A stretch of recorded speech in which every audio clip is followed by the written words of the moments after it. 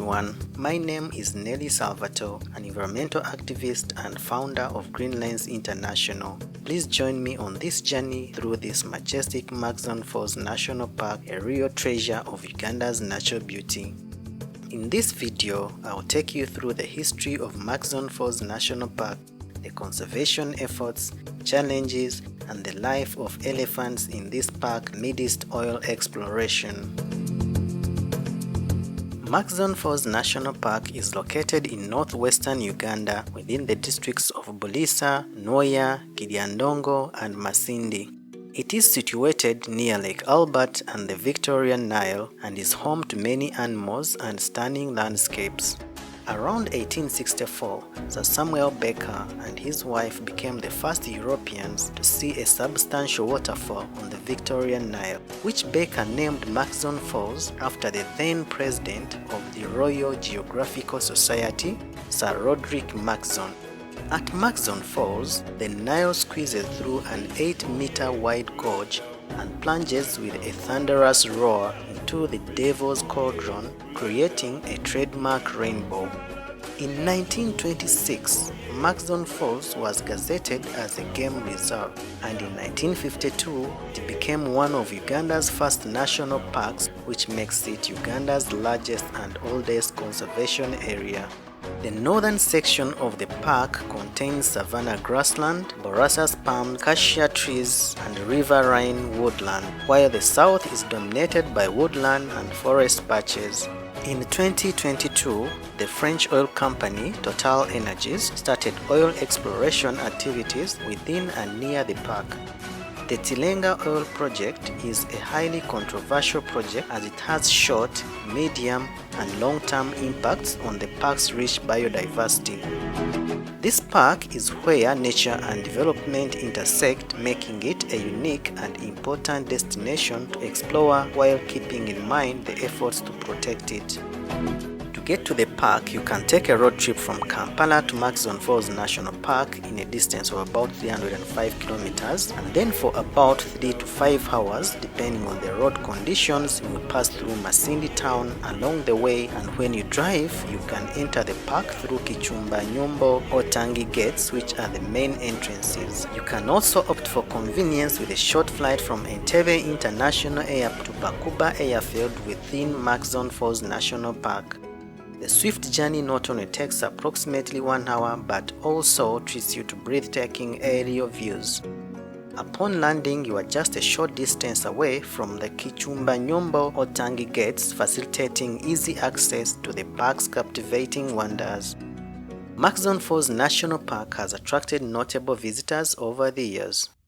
Among them, Sir Winston Churchill. Sir Winston Leonard Spencer Churchill was a British statesman, soldier, and writer who served as Prime Minister of the United Kingdom twice, from 1940 to 1945 during the Second World War, and again from 1951 to 1955. Winston Churchill visited Murchison Falls in 1907 after traveling on the new railway from Mombasa to Kisumu, where he took a boat across Lake Victoria to visit Entebbe and Jinja. Theodore Roosevelt. Former United States President Theodore Roosevelt visited Murchison Falls National Park in 1909 during the most lavish hunting safari of all time, one which by today's rates would cost a whopping US $1.8 million. Ernest Hemingway. On January 23, 1954, American novelist Ernest Hemingway and his wife Mary Welsh departed from Nairobi, Kenya in a chartered plane. They flew over Lake Victoria and Lake Albert to the Murchison Falls.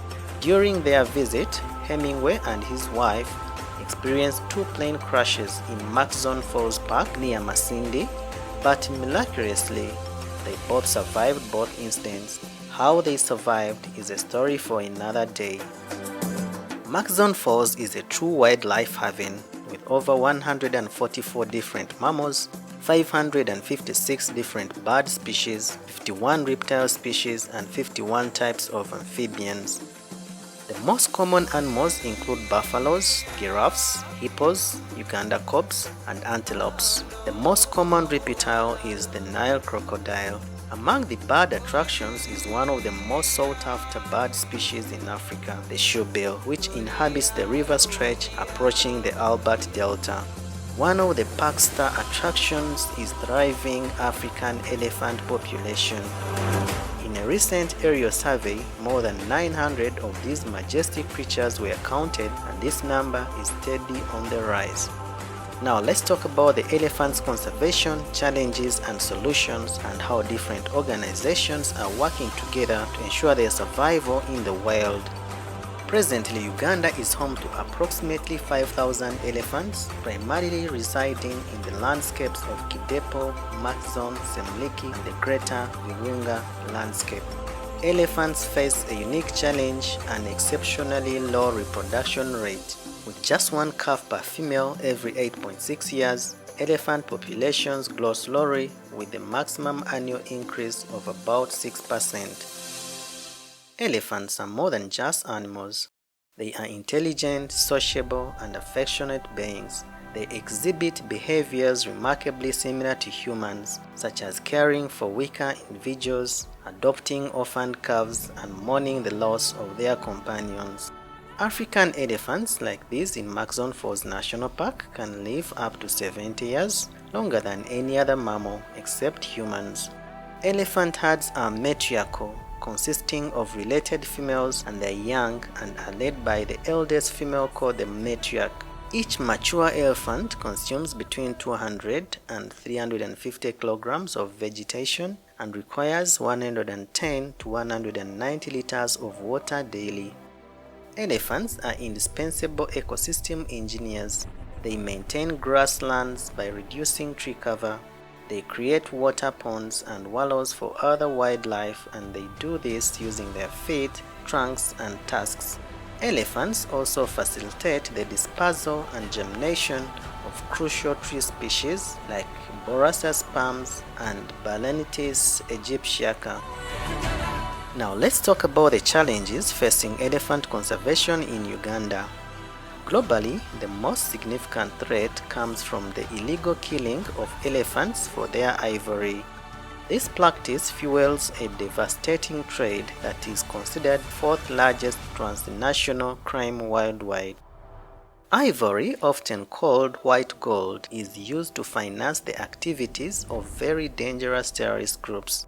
These groups make a lot of money by illegally moving large amounts of ivory to faraway places. In 2012 alone, a staggering 35,000 elephants were mercilessly slaughtered for their tusks in Africa, which amounts to 96 elephants each day. Uganda, unfortunately, serves as a major transit route for illegal ivory from other African countries. At the local level, elephants face a different challenge: habitat loss and human-wildlife conflicts. This loss is driven by Uganda's rapid population growth and the increasing demand for agricultural land. In the 1960s, much of northern and western Uganda was wild and sparsely populated, allowing elephants to roam freely between parks and forest reserves. With time, the growing human population and periodic insurgencies have restricted elephant movement. Villages and communities have now sprouted up near national parks and migratory corridors, leading to isolated elephant populations within the parks.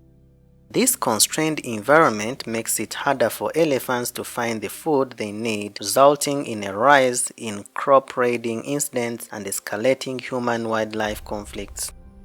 Total Energies, a French oil company, recently acquired a license from the Ugandan government to exploit oil and gas resources in Murchison Falls National Park. While this project holds economic promise, it raises significant concerns about its potential impact on elephant conservation. Some of the project developments lie within Murchison Falls National Park. The project entails the construction of access roads and central processing facility and the drilling of approximately 400 oil wells across 31 locations. The project has the capacity to produce up to 190,000 barrels of oil daily and includes the construction of a buried 1,443-kilometer oil pipeline known as the East African Crude Oil Pipeline (EACOP), which will facilitate oil transportation from Kabale Hoima to the Tanzanian port of Tanga. As the project expands, it may encroach further into elephant territory, limiting their access to vital resources. This could intensify human-elephant conflicts as elephants seek food and water outside their traditional ranges. This intrusion threatens to disrupt their peaceful coexistence, potentially altering their migration patterns and behaviors. The construction of the central processing facility and the feeder pipelines resulted in the displacement of approximately 100,000 individuals. This substantial displacement had profound consequences as many of these individuals experienced the loss of their homes, ancestral lands, and agricultural fields. As the enduring economic challenges persistently burden these affected communities, there is a growing concern that some individuals may resort to exploiting wildlife resources as a means of survival. This potential shift towards reliance on wildlife resources could pose a significant threat to ongoing conservation efforts aimed at safeguarding the elephant populations in the region. It's crucial to highlight that the presence of the Tilenga project has led to the influx of people from other areas and a substantial increase in human activity in the vicinity of the park. This heightened human presence also raises concerns about a potential rise in poaching activities within the area. Although the long-term impact of oil exploration on elephants is not yet clear, some activities associated with it may influence the behavior and movements. Such disturbances within and around the park present a significant challenge to elephant conservation efforts. To address these concerns, extensive environmental impact assessments are underway. Conservation organizations are working closely with authorities and Total Energies to minimize the project's footprint and protect the park's ecosystems and its iconic elephants. Other interventions by UWA and partners include using advanced tools like satellite telemetry and radio collars to understand how elephants move and where they need protection. Satellite telemetry involves attaching a device to elephants that communicates with satellites, providing real-time tracking of their movements, home range, and migration routes. This technology aids researchers in understanding elephant behavior and habitat preferences on a broader scale. Radio collars placed around an elephant's neck transmit localized signals received by ground-based receivers. This helps monitor their movements within specific areas, offering insights into detailed behavioral patterns and potential interactions with human settlement. These advanced technologies are crucial for gathering data on elephant ecology, identifying conservation priorities, and mitigating human-elephant conflicts. By providing real-time information, satellite telemetry, and radio collars empower conservationists to implement effective strategies for the protection of elephants and their habitats. Uganda Wildlife Authority and partners have implemented measures such as digging elephant trenches and planting thorny barriers along specific sections of park boundaries. These barriers serve to minimize incidents of crop raiding and mitigate conflicts between elephants and local communities. Collaborative efforts extend to communities neighboring the park, where UWA encourages the cultivation of deterrent crops, including items like hot chilies. This not only helps repel elephants but also provides communities with an additional source of income through the sale of these crops. Recognizing the threat of poaching, UWA actively supports law enforcement activities to minimize illegal activities targeting elephants. This involves collaborative efforts with local communities and other law enforcement agencies. As I conclude, let's recap these challenges from global ivory trafficking to local habitat loss and the complexities of oil exploration. Greenlands Uganda is dedicated to supporting conservation efforts by actively raising awareness about these critical issues.